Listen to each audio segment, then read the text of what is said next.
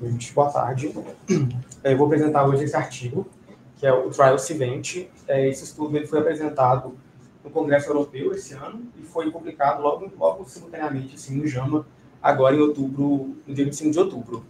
Ele é um estudo que avaliou o efeito de adicionar suspiros à ventilação mecânica em pacientes vítimas de trauma. Bom, acho que vale a pena conceituar o que são esses suspiros, que eu pelo menos não conhecia.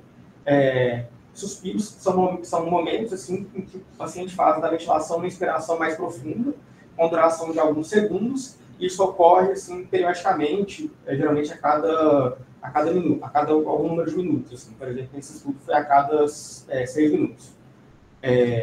Cada estudo conceitua isso de um jeito diferente, utiliza jeitos diferentes, mas enfim, ventilação por suspiros é isso que significa. Então, essa ideia de fazer ventilação com suspiros surgiu a partir da observação que pacientes que tinham a ventilação com volume e corrente constante, com o passar do tempo, eles evoluíam com alterações na produção e na distribuição do surfactante. Isso acabava causando atelectasias. Então, surgiu a hipótese de que as atelectasias geravam atelectrauma pela abertura e fechamento cíclico dos alvéolos que não tinham surfactante suficiente, ao mesmo tempo que também gerava volutrauma nos alvéolos que tinham surfactante, mas tinham que acomodar o volume corrente que os outros alvéolos não estavam recebendo. Então, isso levava à lesão pulmonar reduzida pela ventilação, e essa lesão num paciente que já tinha fator de risco para SARA acabava aumentando o risco de SARA, e, ao mesmo tempo, quando você ventila um paciente com SARA, tem um grande risco de fazer lesão pulmonar reduzida pela ventilação. Então, isso acabava gerando um ciclo vicioso, e a ideia dos suspiros entrou nesse contexto.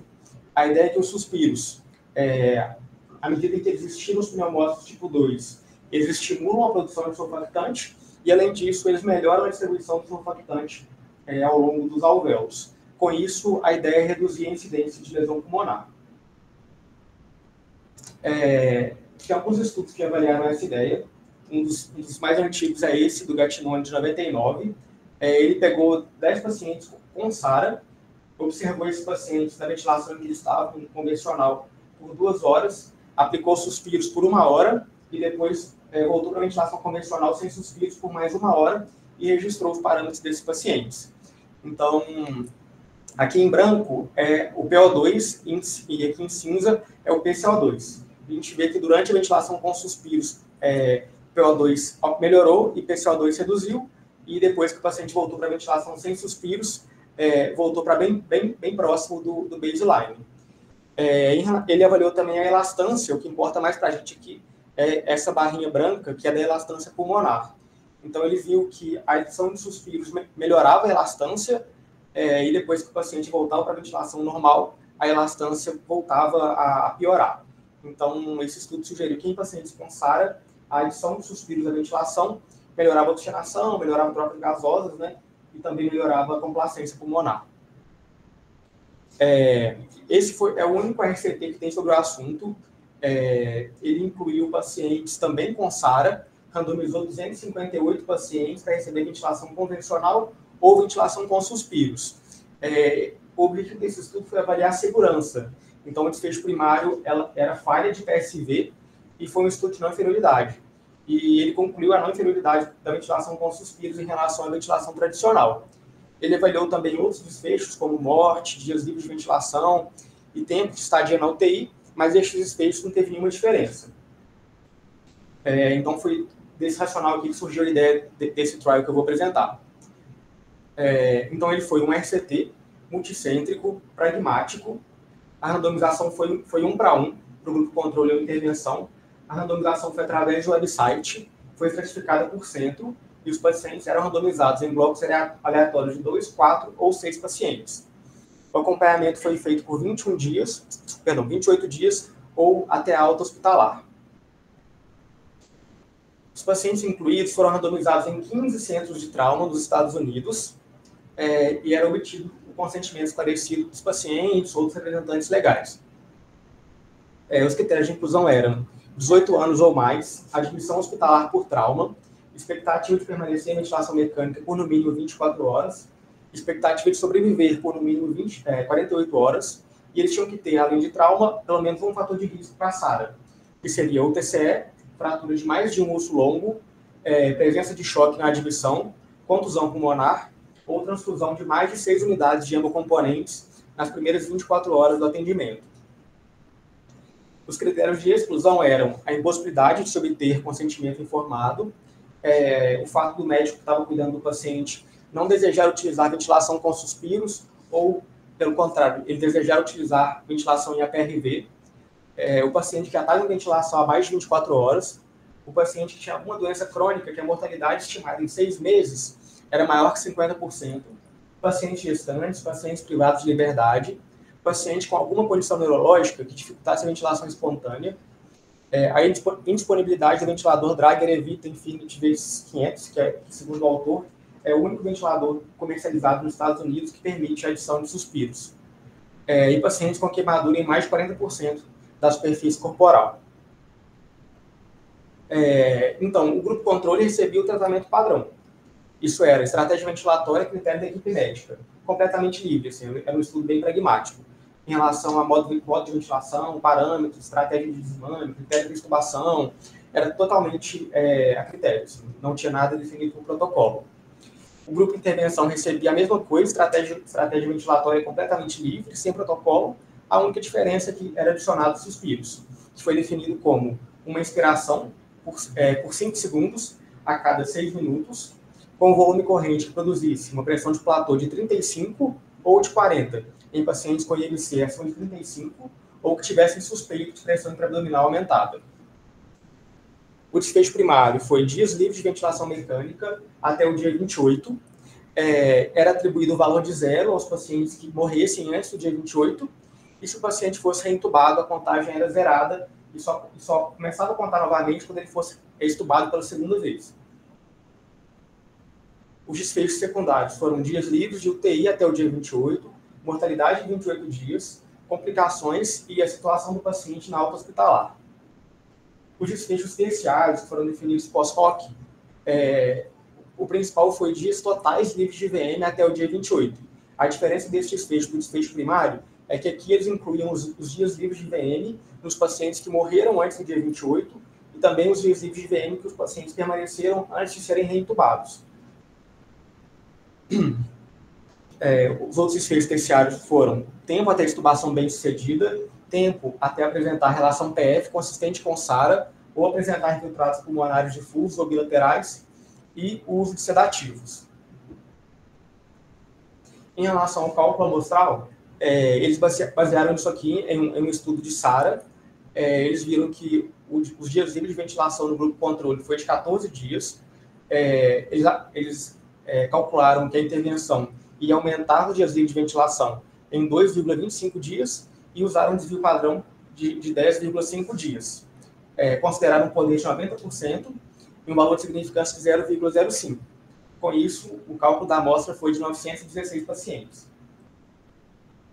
Na primeira análise interina, que foi feita quando mais ou menos 1/3 dos pacientes já tinha sido randomizado, eles refizeram o cálculo amostral, eles reduziram o desvio padrão para 9,9 dias, com base nos dados dos primeiros pacientes, eles reduziram o poder para 80% e adicionaram uma taxa de abandono de 1%. Com isso, a amostra foi reduzida para 544 pacientes. Em relação à análise estatística, o desfecho primário, dias livres de VM, e o desfecho secundário, dias livres de UTI, foi avaliado através do teste de Wilcoxon, porque eles consideraram que essas variáveis teriam provavelmente uma distribuição não normal. Além disso, dias livres de VM, dias livres de UTI e dias totais livres de VM foi analisado através de regressão linear pelo método de mínimos quadrados. Percebam aqui que eles analisaram dias livres de VM e dias livres de UTI por 2 métodos diferentes, a gente vai comentar um pouco mais sobre isso mais para frente. Essa regressão linear, eles fizeram ajustes por idade, sexo, presença de TCE, presença de mais de uma fratura de osso longo, contusão pulmonar, aquela transfusão de mais de 6 unidades de hemocomponentes, em relação a ISS, que é um score de gravidade do trauma, em relação à relação PF menor que 300 na randomização, e também de acordo com o centro de estudo. O tempo até morte e o tempo até apresentar relação PF consistente com SARA ou infiltrados pulmonares difusos bilaterais, eles fizeram curvas de Kaplan-Meier e avaliaram através do método de Cox.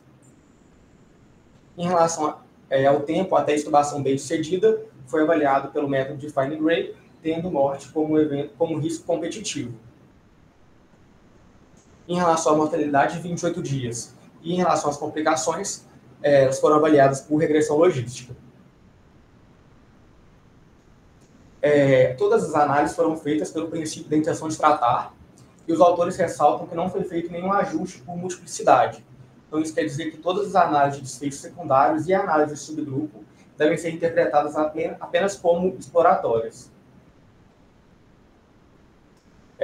Então, foram randomizados 524 pacientes, isso correspondeu a 96% da amostra calculada. Eles tiveram que interromper o estudo antes de atingir o 100% por encerramento do financiamento. Desses 524, 520 pacientes completaram o tempo de follow-up de 28 dias e foram incluídos na análise primária. Então, foram avaliados 5.753 pacientes, desses 5.222 foram excluídos. As 3 principais causas de exclusão foram pacientes que não tinham expectativa de permanecer em ventilação mecânica por mais de 24 horas, pacientes que tinham expectativa, uma mortalidade em 6 meses maior que 50%, e pacientes que já estavam em ventilação mecânica há mais de 24 horas. Então, foram randomizados 524, desses, 261 foram para o grupo da ventilação com suspiros, e desses, 255 efetivamente receberam a intervenção para que eles foram randomizados. 2 retiraram o consentimento, então 259 foram incluídos na análise primária. No grupo controle, 263 foram randomizados para o grupo controle, mas apenas 259 receberam o tratamento que eles foram randomizados. Por algum motivo, 4 pacientes acabaram recebendo suspiros aí durante o estudo. Um retirou o consentimento, um não completou o follow-up, então foram incluídos 261 na análise primária.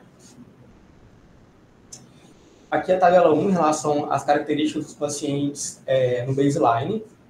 Uma idade média de 44 anos, a maioria homens, né, cerca de 75%.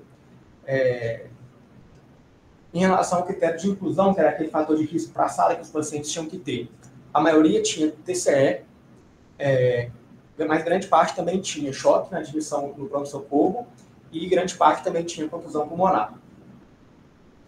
Em relação à gasometria na admissão, a gente vê que a relação PF-média é uma relação PF boa, em cerca de 350, mas quando separa por categoria, só 56% em cada grupo tinha relação PF acima de 300, ou seja, cerca de 44% já tinha uma relação abaixo de 300 no momento em que eles foram incluídos no estudo.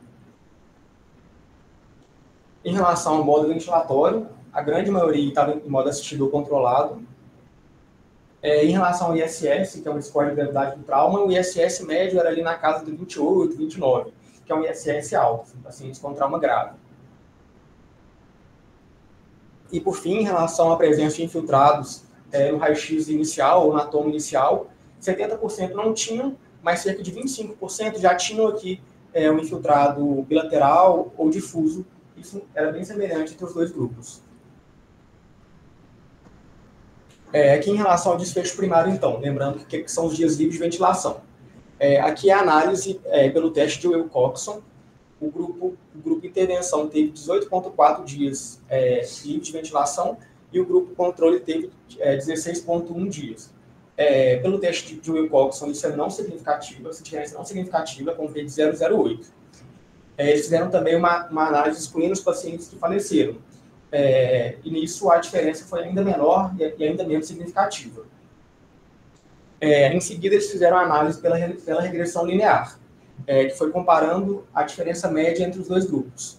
Aqui, na regressão linear não ajustada, a diferença foi significativa. Já na regressão linear ajustada, essa significância se perdeu. Em relação à análise de subgrupos, o efeito foi bem consistente entre os subgrupos. A intervenção teve uma tendência de melhorar os dias livres de ventilação em todos os subgrupos, mas o P da interação não foi significativo para nenhum deles.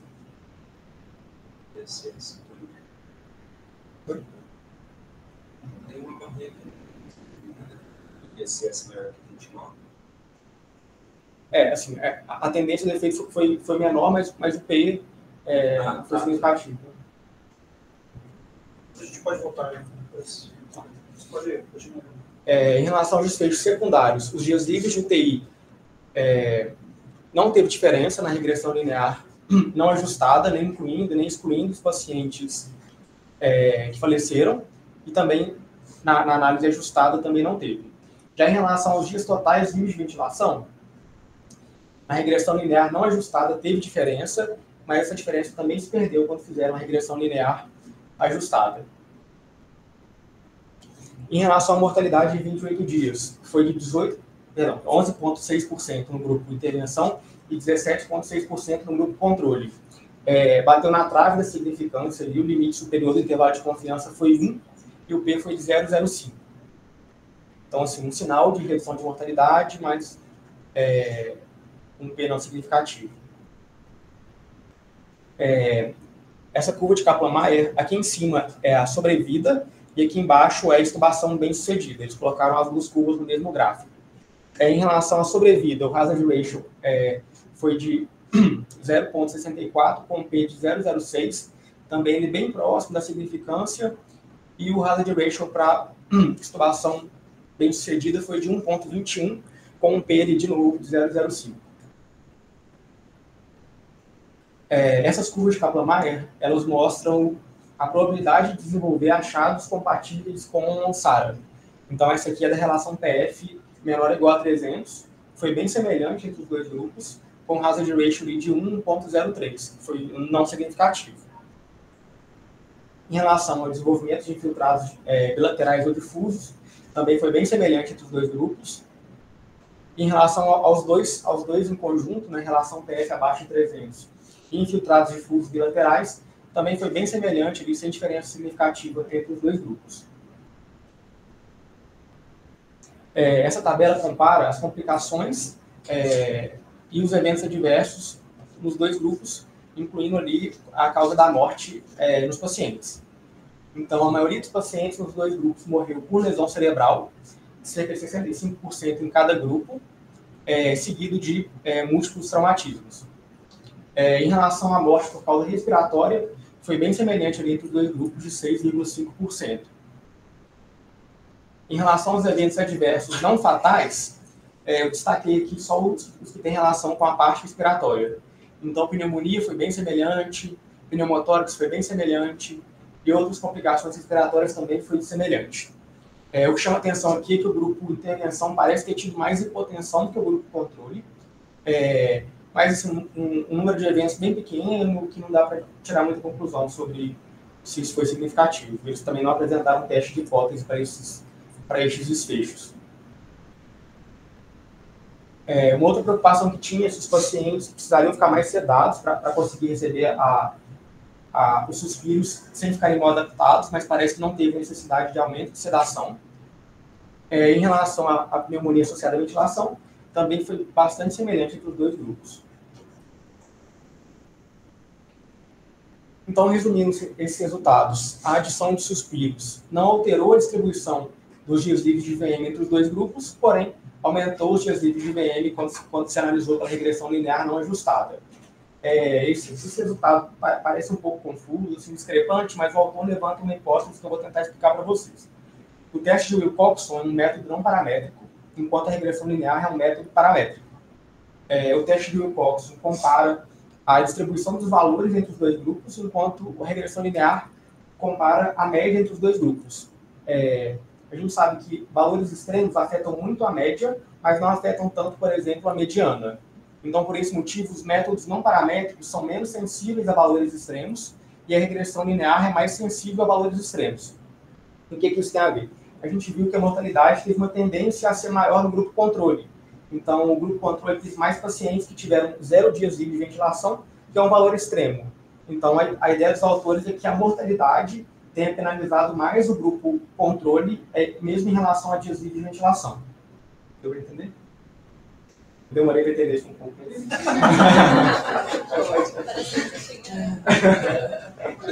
Faz sentido, né? Porque se usa a forma de dias livres para você ter uma forma de contabilizar e de literalmente penalizar quem realmente morre, por mais que não seja definitivamente isso a causa de morte.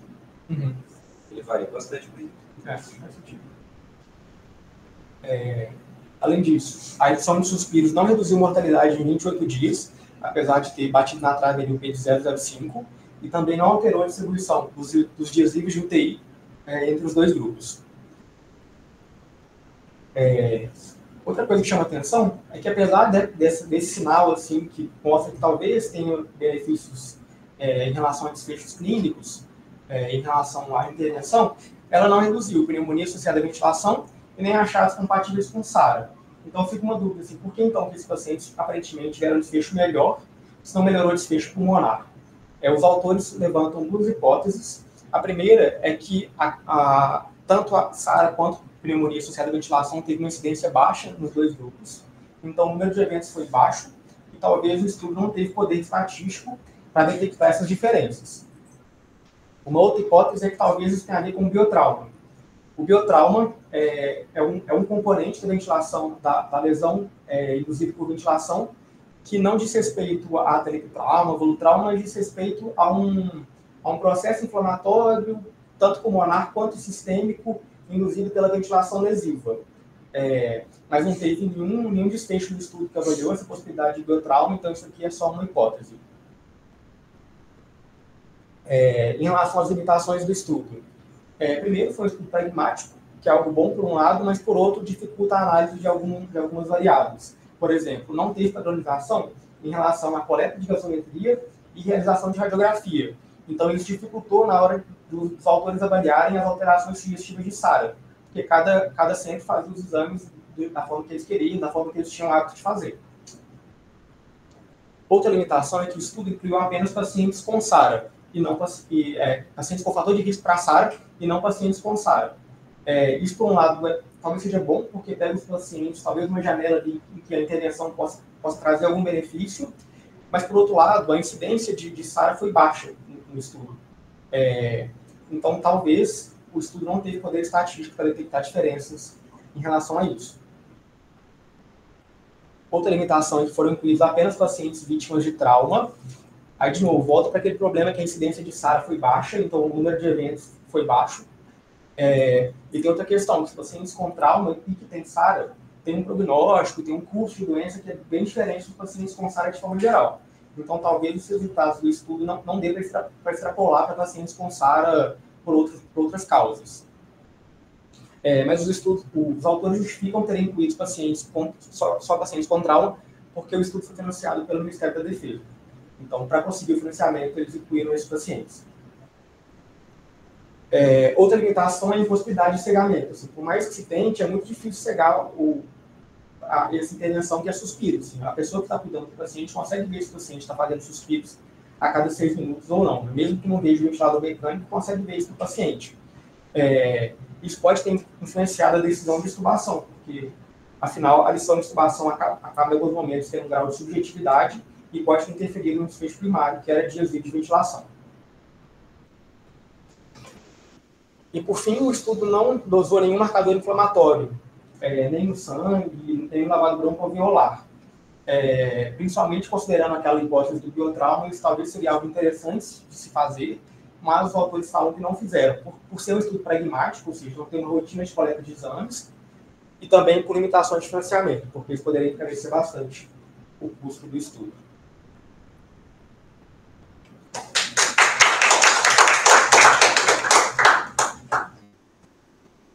Essa apresentação aí, então vamos ver se vocês concordam com as hipóteses dos autores aqui. Um dos revisores, né? Porque essa limitação aí do biomarcador, isso deve ser coisa de revisor. Porque se ele não pensou em usar, ele não tinha que botar na limitação. E aí, você entende?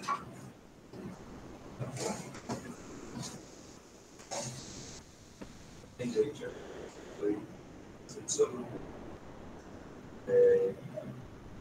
Fiquei com a impressão de que é um estudo muito elegante, assim, parece muito bem feito. Né?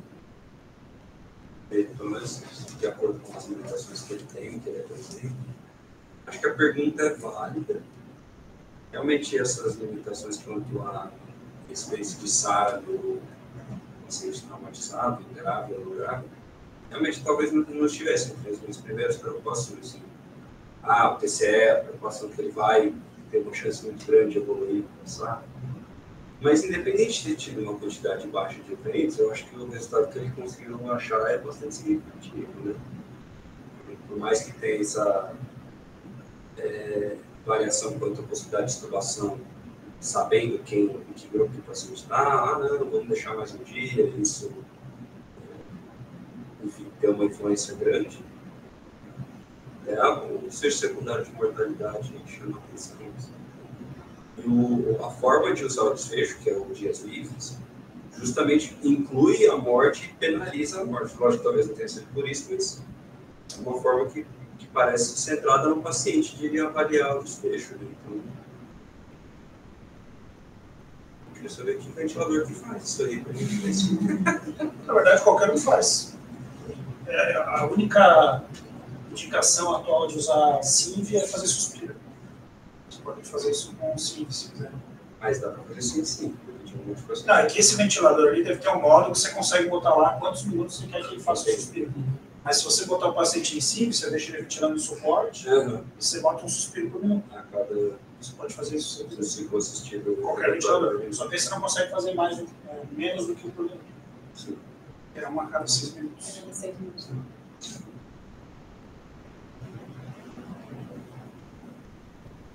Você pode, você bota, por exemplo, em CIV, deixar a frequência de 1, bota o delta que você quiser para chegar em 35 de platô. Eu boto o valor acima dele e você pode fazer o suspiro. E o tempo também você pode botar isso. Que a 5 segundos por minuto é bastante, né? Reduz. Aí você teria que botar um suspiro mais curto, né? Botar uns 2 minutinhos. Bom, tá bom. Então vocês acharam a ideia legal. Tem um racional fisiopatológico por trás. Estudo multicêntrico, randomizado. E uma intervenção que você pode fazer em qualquer lugar, em teoria. Tá bom, a gente pode dizer que precisa ou não precisa desse ventilador específico. E aí o estudo deu um P de 0,08 na análise primária. Esse estudo é negativo?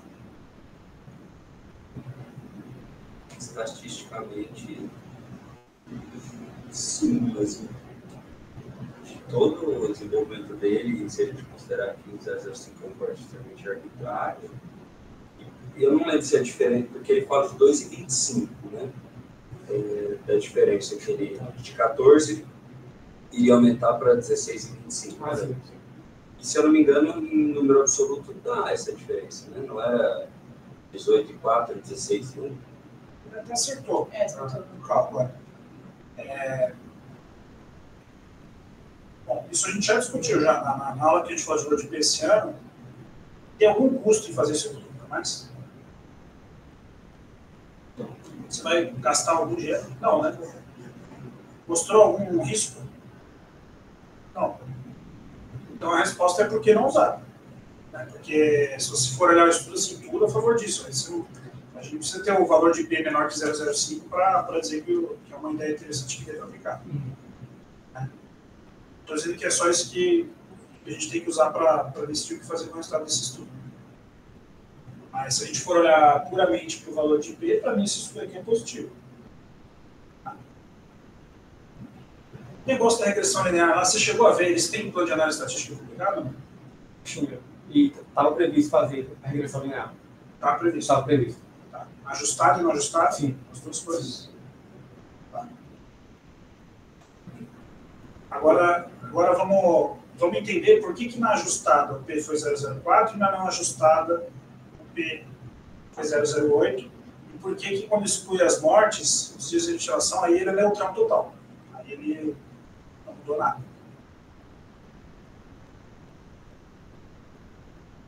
Do que morrem os pacientes com colitrauma?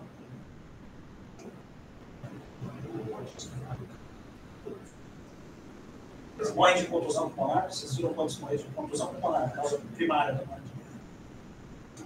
Dominância, choque, discussões de morte encefálica. Eles morrem de TCE, gente. principal causa da morte no politrauma é TTCM. Se não bateu a cabeça, vocês ouviram o pessoal que não falar. Não bateu a cabeça, a chance de sair é enorme, mesmo que ele seja muito grave de chegar. Então vamos voltar para a tabela 1.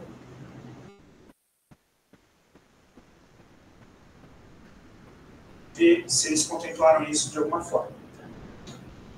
Eles voltaram lá, TCE. TCE, para vocês, é informação suficiente para saber se bateu a cabeça... batida de cabeça. Pronto. E do que eles morreram? Mostra lá para a gente.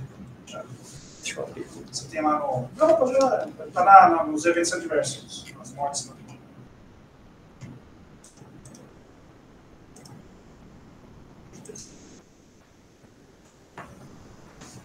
Qual foi a principal causa de morte?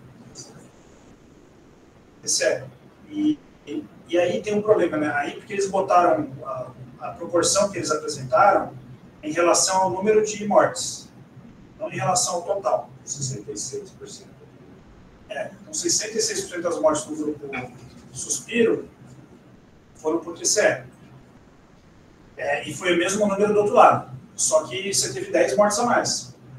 Olha a distribuição das outras causas de morte. Bem mais parecido, né? Então, o que foi diferente, morreram mais de TCE. Se você não sabe como está distribuída a gravidade dos TCEs entre os dois grupos, isso gera... Eu acho que a diferença de mortalidade está aí. Porque eles não estratificaram por TCE grave. Paciente com... que é o cara que... Qual o motivo para ele depois estar infectando, para ter um monte de coisa depois. Então, a diferença de morte, eu acho que está bem contemplada aí nesse resultado. Então, eu achei essa discussão aí fraquinha, porque os caras ficaram aí discutindo a estatística, mas a principal causa de morte no politrauma, que é o TCE, nem entrou na discussão. Ninguém falou sobre isso. Né? E que daí, como você ventilou ou não, quando você tira as mortes, né, que eu acho que foi elegante ele ter feito isso, tirar as mortes, aí não fez nenhuma diferença em sair mais rápido ou não do ventilador. Eu acho que ele tentou justificar pelo biotrauma, né? Que a ventilação reduziu morte por TCE pelo biotrauma, mas eu acho que fica muito distante, assim, pra gente acreditar nisso. Mas o biotrauma acima da ar, então não faz sentido. Né? Ele não tem nenhum dado para falar de biotrauma. Isso aí não podia nem estar na discussão. Isso é vocês. Porque você tinha que ter algum dado para colocar isso na discussão. Né? Ele usou uma hipótese sem dado nenhum do estudo para embasar isso aí. Aí eu não sei se foi uma coisa que veio de revisor, falou, para identificar. Mas aí eu realmente acho que o motivo da morte ter sido diferente é isso. É ter tido mais paciente com TCE mais grave no grupo controle do que no grupo intervenção. Ele não tem nenhuma discriminação do ISS. Tem, ISS tem. Não, só o valor médio, não assim, qual parte do ISS que pontua mais. Não. E o ISS... Porque às vezes daria para a gente ver que é o TCE que está pontuando muito mais no grupo e o TCE que está pontuando mais no grupo. O ISS, o estudo da Roberta, a doutora dela, foi isso. O ISS ele é péssimo para ver mortalidade em paciente crítico com trauma. Ele é bom para trauma em geral, para trauma que chega pela porta. Agora, para trauma na UTI, ele é muito pior do que qualquer score de UTI. Esperado, né? O score de UTI a gente fez para isso, mas ele não discrimina bem. Então, não é uma... E o ISS, o NIO ISS, você sabe como é que é o ISS? É umas 6 segmentos do corpo, cada um recebe uma pontuação de acordo com a gravidade. Pega o quadrado dos dois maiores. Os 3 maiores. Os 3 maiores. O pior valor de cada segmento, e é por segmento, é anatômico, é um score puramente anatômico. Né? Isso, então. Isso. Aí o NIO ISS é porque você pode ter 2, 3 lesões muito graves num lugar só. O NIO ISS ele pega as 3 lesões mais graves, independente do segmento. Você pode ter uma lesão grave na face, 2 lesões graves no crânio, entendeu? E aí você leva em conta essas 3 e a pontuação dele acaba ficando maior e ele discrimina melhor do que o próprio ISS. Só que os cirurgiões, eles não... Onde está o paciente. Exatamente. Onde está a lesão. Não, mas assim, comparando entre trauma geral e trauma... Ele foi desenvolvido para trauma geral, mas na UTI ele é melhor do que ISS. Mas para politrauma, o SOFA é ótimo. Tá? Mas talvez o melhor assim, e aí a gente tem que pensar assim, quando você faz um estudo, você quer balancear bem os confounders, né? As variáveis que podem explicar o resultado além da intervenção que você está realizando. E aí a teoria de você fazer isso é que se você randomizou um número suficiente, você não precisa ajustar para nada, certo? Só que 500 não é suficiente. A gente já sabe isso de estudos de TI. 500 não é um N suficiente para você assumir que a randomização deu ponto, né? Aqui ele fez a análise ajustada, vamos voltar lá só para ver para o que ele ajustou. Você mostrou lá na regressão linear.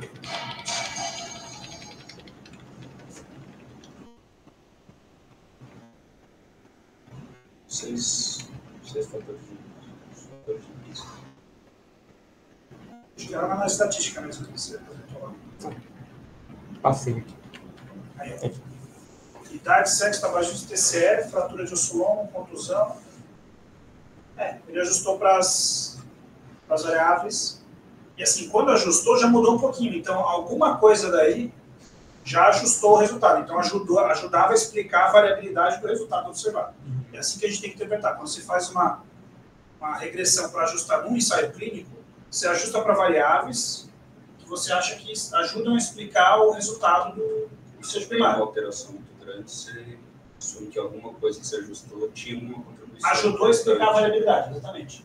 Porque aí o objetivo não é você ver se alguma coisa é associada com o desfecho ou não. Você quer explicar a variabilidade no seu desfecho observado para ver a contribuição. Tirar a influência dessas outras. Exatamente. Para ver a contribuição diferente. Só que TCE é um termo muito genérico, certo?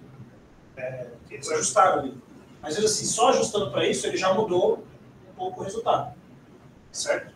Então, minha hipótese é, se a gente for se basear na clínica, né, que faltou ajustar para um dado mais granular do que é a gravidade desse trauma, do TCE.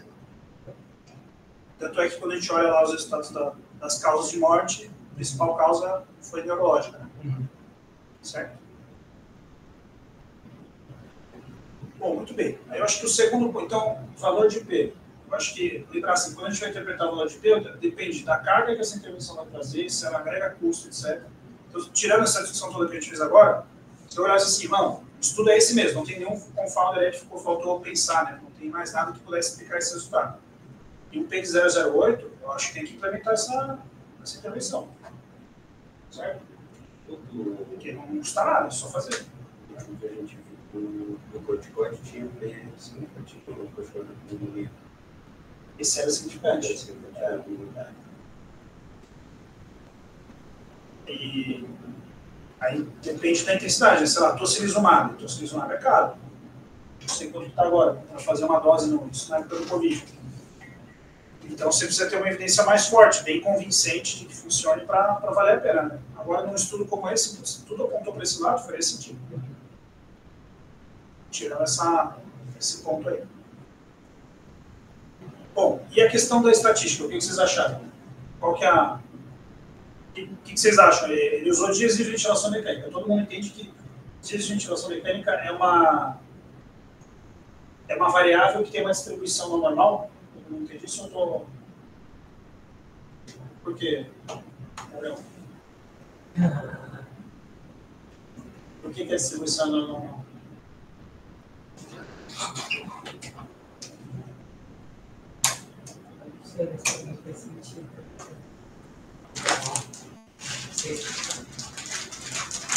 Então, a distribuição vai ser...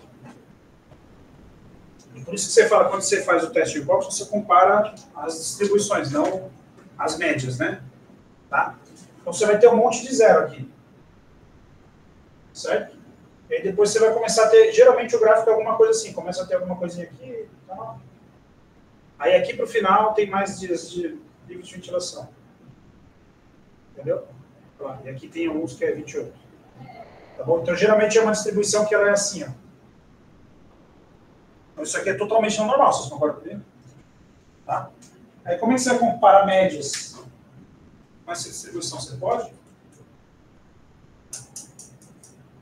Com regressão linear. Regressão linear, ela compara médias. É igual um teste de T. Se fosse uma análise sem ajustar para nada,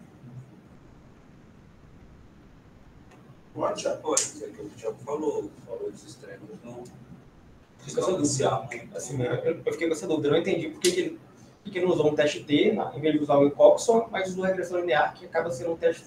A regressão linear não ajustada é igual ao teste T. Não, assim, eu não entendi.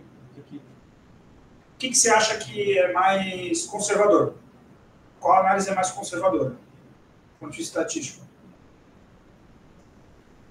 Conservador entende assim, a análise que se eu aplicar ela, a chance de ela rejeitar a hipótese nula é menor. Né? A regressão linear ela é menos conservadora. O mais conservador aqui é o Wilcoxon. Tanto é que ele foi o PD008. Ah, tá. Mais chance de negar a consulta. Exatamente. Bom, aí o cara menos chance de rejeitar. Menos chance de rejeitar. Certo? Então, essa é a distribuição que você vai ver finalmente, né? Então, quando você usa a regressão linear, você está dando uma roubadinha para analisar isso aqui. Então, tem que ser uma evidência bem convincente para você assumir que o resultado dela é válido, entendeu? Qual que é a vantagem dela em relação ao Wilcoxon? Qual que é a medida de efeito que o Wilcoxon dá?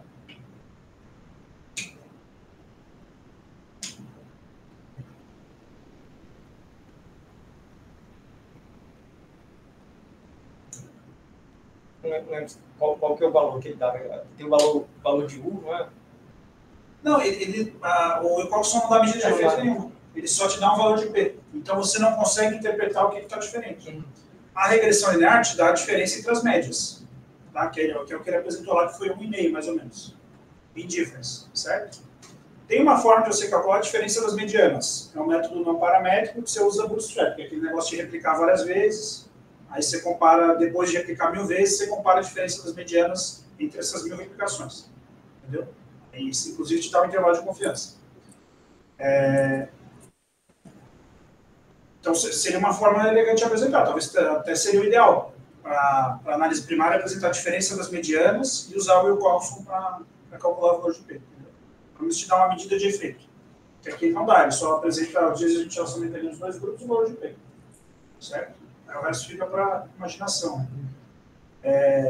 Então, essa que é a grande diferença. Qual que é o problema? A regressão linear aí tem vários pressupostos. Quando você usa um N suficiente, em teoria, o fato de a amostra ser assim não importa muito. Tá? O fato de ela não ser normal. Pela teoria estatística, quando você tem um N suficiente, isso não seria algo que daria um resultado inválido, em teoria. Só que assim, você tem dois resultados que, do ponto de vista de análise frequentista, são discordantes. Né? Uma amostra que não funciona, outra que não funciona, e quando você ajusta, não funciona de novo. Então você fica com uma pulguinha atrás da orelha. Certo? Saber quão convincente esse resultado for para você aplicar ou não essa intervenção. Né? Certo? Tem outras formas de você modelar esse desfecho com um método paramétrico. Que você pode modelar as mortes e, dos que não morreram, modelar o tempo de ventilação. Hoje em dia isso é fácil de fazer. Eles poderiam ter feito isso. E aí seria interessante ver o que daria o resultado. Provavelmente daria semelhante. Esse modelo, ele apresenta o que ele chama, em vez de ser mean difference, ele apresenta o mean ratio. É a razão das médias. Seria uma média num grupo dividida pelo outro. Tratamento. É meio estranho, mas é o que dá para fazer quando você faz a regressão beta binomial, não sei o que lá, não lembro agora o nome da tá. Mas seria uma forma de você usar um teste paramétrico e ele te dá um resultado, intervalo de confiança, o valor de P tudo certinho. Tá.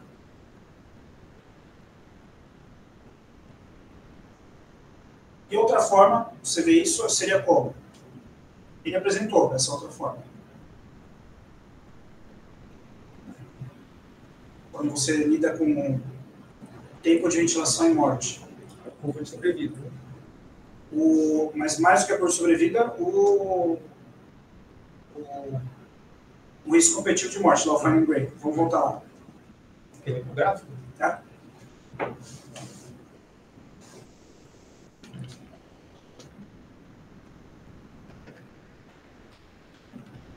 Tem interação.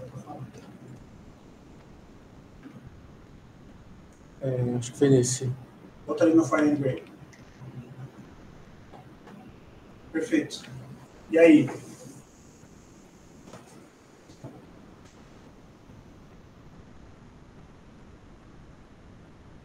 Essa é uma análise que você leva em conta o tempo para ser estubado e você, em teoria, você limpa os pacientes que morreram ou não. Tá? E aí, aparentemente, os suspiros, os pacientes foram estubados mais rápido. Certo? Todas as análises são consistentes, né? Tendem a apontar para esse lado. Né? Certo? De novo, o TCE aí é um confundidor, né? TCE é grave, né?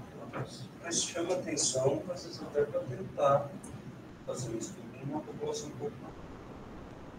Talvez tenha mais risco de ar, você acha que isso... Pode ser, mas talvez na população mais geral você vai ter outras coisas que influenciam a morte que não vão ter nada a ver com o suspiro e talvez não dê nada. Eu sinceramente achei a ideia legal, porque paciente com politrauma, a incidência de AIDS não é tão baixa assim. Né? Se pegar a população grave.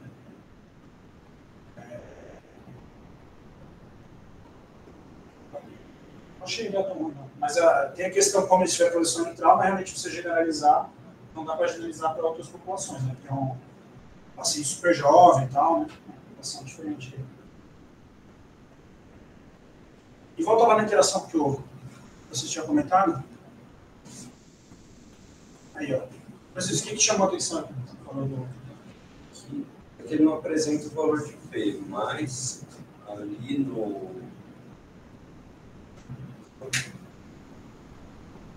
Parece que para o subgrupo de ISS maior que 29, ele é um benefício completo para... nem cruza a linha do zero. Eu acho que agora que eu estou vendo ali, que o intervalo de confiança está saiu errado, né? Não cruza. Aqui é a diferença das médias. Ah, tá. Então, quando você usa a regressão linear, você quer ver a diferença das médias. Então, qualquer valor diferente de zero é significante. Tá?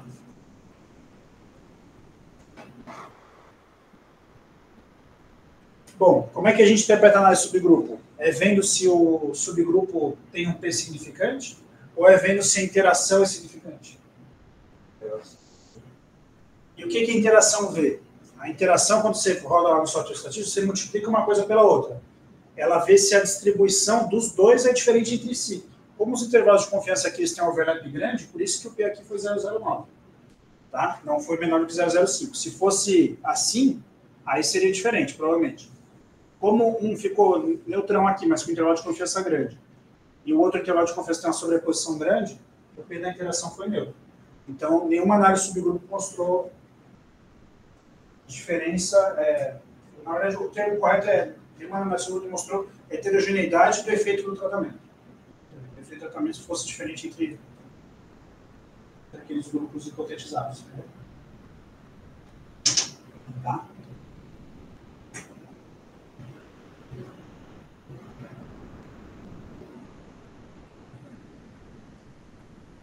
Muito bem. O que mais?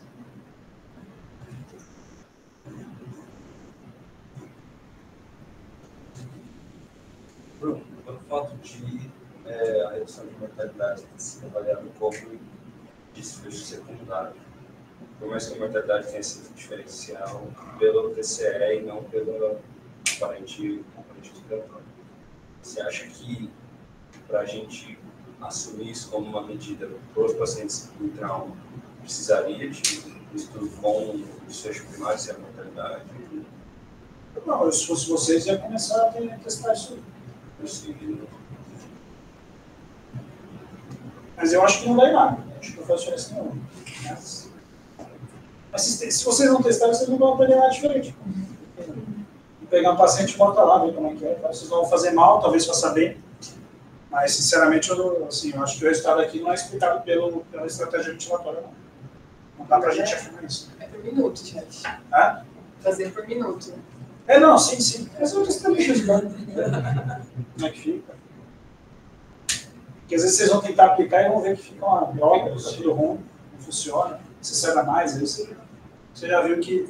E aí, assim, eu não estou falando outras coisas aqui, né? Porque 7 dias de tempo de sedação, aí teria que ver entre TCE e não TCE, né? Eu acho bastante. É um tempo de sedação bem prolongado ainda. A explicação do suspiro, fazer volumes diferentes, diminuir para trás, assim, entrega para trás.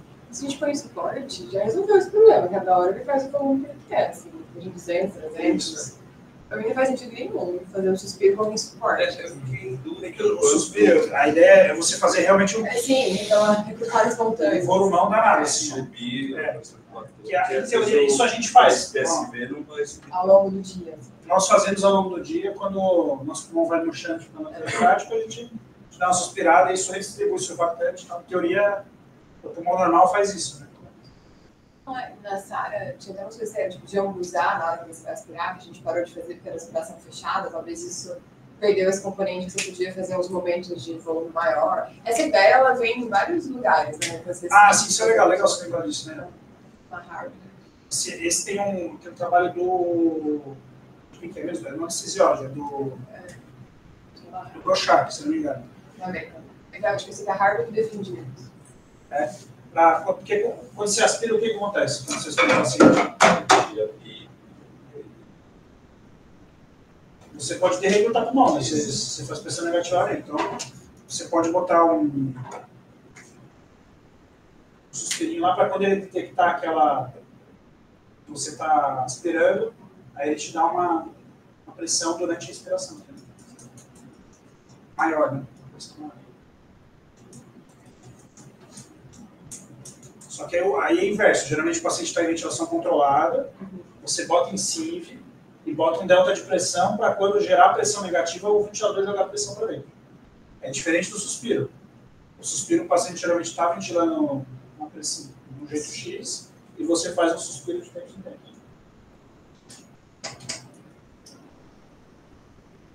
E outra coisa legal também é o platô 35 e obeso 40.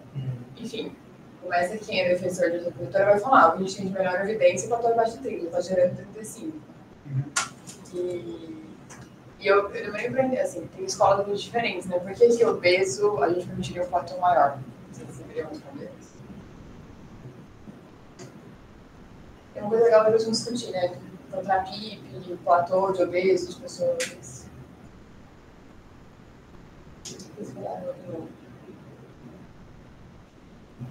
O que é intuitivo? Porque na minha cabeça, o intuitivo era que a caixa torácica do paciente era um problema, assim, né? A complacência da caixa torácica era um problema. Mas assim, que tem de trabalho novo com balões esofágicos e tudo mais, e talvez não é a caixa torácica. É por isso que talvez ele colocou hipertensão abdominal como uma questão. Porque é as vísceras abdominais que mudam, talvez, a geometria do diafragma, e aí a complacência desse paciente é pior só pela obesidade, entendeu? É que a explicação por que a complacência é pior que a obesidade ainda é uma dúvida. A gente não sabe exatamente por quê. Aonde que o cara obeso tem uma complacência pior, assim. É que parecia ser fácil do pau subcutâneo, lá pro tórax, mas parece que não é tão fácil, assim. Enfim, não acho isso. E aí eles também colocam o IMC ali como algo. E aí quem não tem um IMC tão alto faz alguma diferença, quem tem um IMC maior não faz tanto, né? Eu acho que é questão de mental.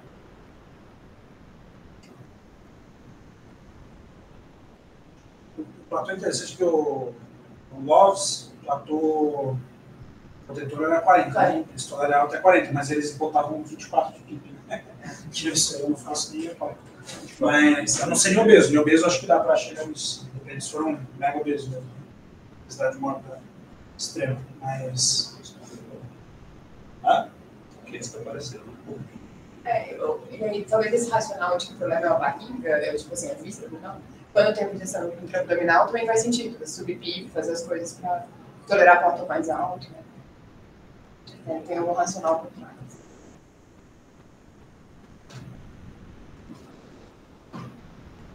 Bem, Tiago, você que leu a fundo aí, A gente vai fazer suspiros. mandou e-mail pro autor. Os estudos que tem prévios, assim, não tinham uma evidência tão convincente, e achei esse estudo meio isolado, assim. Ainda não adotaria isso na prática, não. Não foi suficiente para convencer, não. Então, precisamos de estudos adicionais. Exato. Tá bom. Não, é uma boa conclusão. Mas eu acho que vocês têm que mexer mais no ventilador, viu? Vocês têm que de vez em quando tentar lá, botar a mão para... Assim, eu acho que isso aqui é uma boa oportunidade. Quando vocês pegarem o paciente, tentar dar uma sentida lá, ver o que está acontecendo com o paciente. Né? E ver como que isso se comporta. Né? É claro que não façam isso sem avisar, né? Quem tiver lá o fisioterapeuta, etc. Né? Dá uma testada e... Tá bom? Bem, mas eu acho que isso também é legal. Acho que tem várias, assim, para a gente, para a interpretação do estudo. Eu acho que um ponto do valor de P, lembrar que o valor de peso isoladamente não deve ficar no 0,05, ainda mais pensando aqui no caso dessa intervenção, que é uma intervenção sem custo adicional, em teoria. Segundo ponto, teve aí a P da interação, acho que vocês vão ter meia parece, e eu acho que o ponto principal é essa questão da análise estatística ajustada, não ajustada, e usar teste paramétrico não paramétrico, certo? Então, acho que esses são os... E por que a ajustada, o P ficou não significante em teoria versus ajustado? Eu acho que isso é compatível com a hipótese de que talvez os pacientes morreram mais por serem neurocríticos, e isso não foi contemplado na randomização, né? Era algo que foi contemplado na randomização para garantir o balanceamento entre os grupos, e aí acabou que isso influenciou no resultado.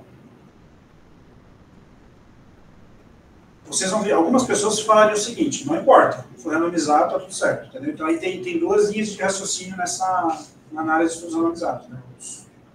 Os estatísticos tendem a defender muito que a análise ajustada faz muito sentido, para você reduzir a variabilidade, para você usar variáveis que ajudem a explicar a variabilidade do desfecho. Então, agora, tem algumas pessoas que falam assim, não importa muito, né? Mas hoje em dia vocês vão ver muita análise ajustada. Vocês têm visto, né? A maioria dos trials apresenta análise ajustada por isso, para ajudar a explicar a variabilidade do resultado, que não seria explicada só pela intervenção. Certo? Muito bem. Parabéns. Excelente. Bom para vocês.